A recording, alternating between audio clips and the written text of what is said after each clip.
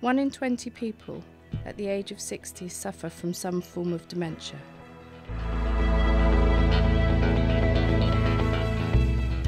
This increases to 1 in 5 at the age of 80.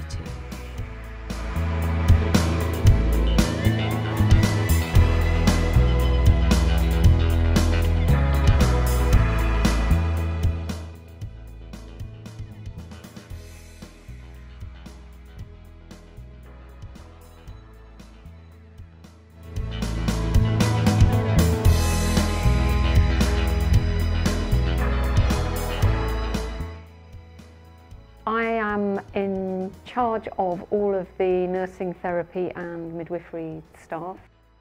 My name is Trish Fors and I've been working as a dementia care coordinator at Yeovil for about 5 months. My job title is consultant nurse for dementia and elderly care. I am the senior nurse for all of the elective wards within the division.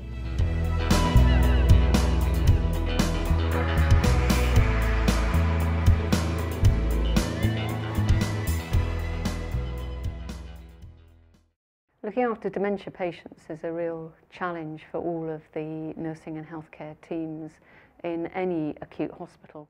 Some of the patients we're asked to see is because they've been very confused in hospital, and this can be for a variety of reasons.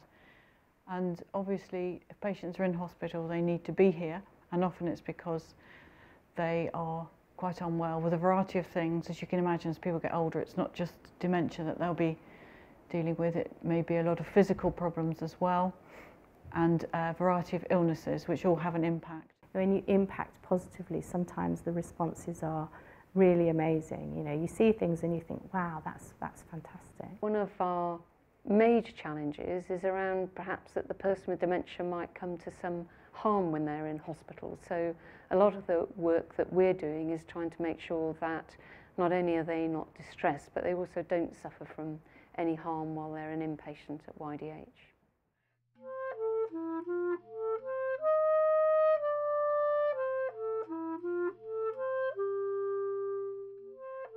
So I'm in once a week playing on the ward, and once a month we have other musicians from Music in Hospitals. The use of music at the hospital can benefit patients with dementia because it can reduce agitation, it can reduce patients that tend to wander, so they seem more settled after the music and more content. Since I've been in post and Trish has been in post, which is about 6 months, we've started to introduce things like memory boxes. So we have a kind of collection of things really that might have some resonance or some reminiscence with people, that might give an opportunity for them to kind of have a conversation, or even just that, you know, enjoying seeing things that perhaps represent something in their past. We've got some fantastic software which is around some reminiscence therapy. So we've got music, it's got activities, we can build amazing patient life stories. So it's a very intuitive piece of software. So if we have photographs of people, we can load them onto the system and then write some narrative and create documents for the wards that actually really help the nurses and the people coming onto the wards know who that person is, if you like. I originally volunteered because I wanted to put something back into the community to the people that were vulnerable or maybe lonely, didn't have visitors, and I just find that the reward itself is to come into a ward which is normally fairly quiet and people don't always look 100% happy, but you walk out of the ward and they've got smiles on their faces and they're all talking about Louis, and I just think that makes a difference to their lives. They don't expect to see a dog in hospital, and it brightens up their day just to see a dog. They've also got something to talk to their relatives when they turn up. Oh, I've had a visit from Louis today. He has a certain perfume that he wears, so the senses tend to start first, and that alerts them that somebody's nearby. It helps them to overcome things that they might be missing at home in their own pets. It can get quite emotional, especially family members around and they've suddenly responded to him.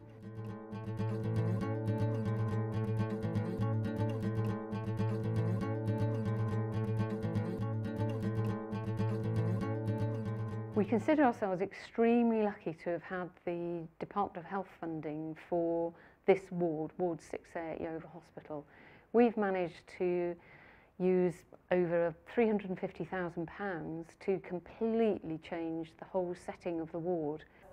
This ward will benefit dementia patients because of the facilities that we're providing.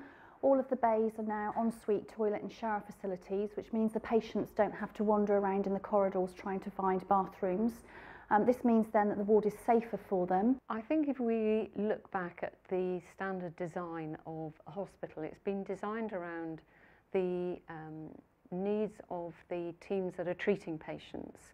So we'll look at the types of hospital beds that we've got here, and they're as much designed around how is it easier for nursing staff to care for somebody as they are around the comfort of the person who's actually in the bed. So it's very important that we turn the tables a bit and actually start to think about the needs of the person who's coming into hospital.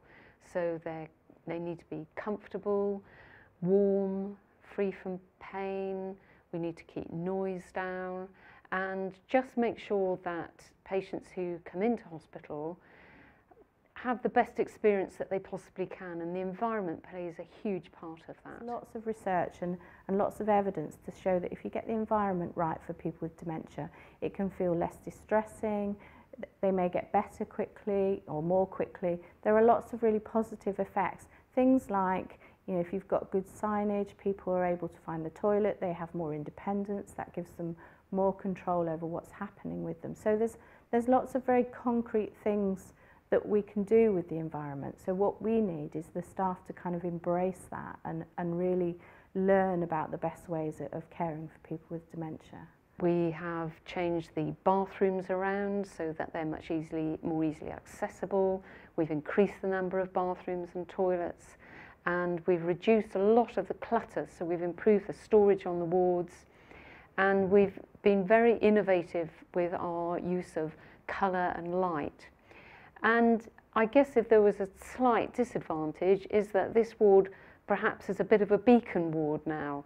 So what we would really like to do is look at the things that have worked on this ward, and if we have opportunities for any further funding, we can take the lessons learned here and start to apply them on other wards, which would just be fantastic.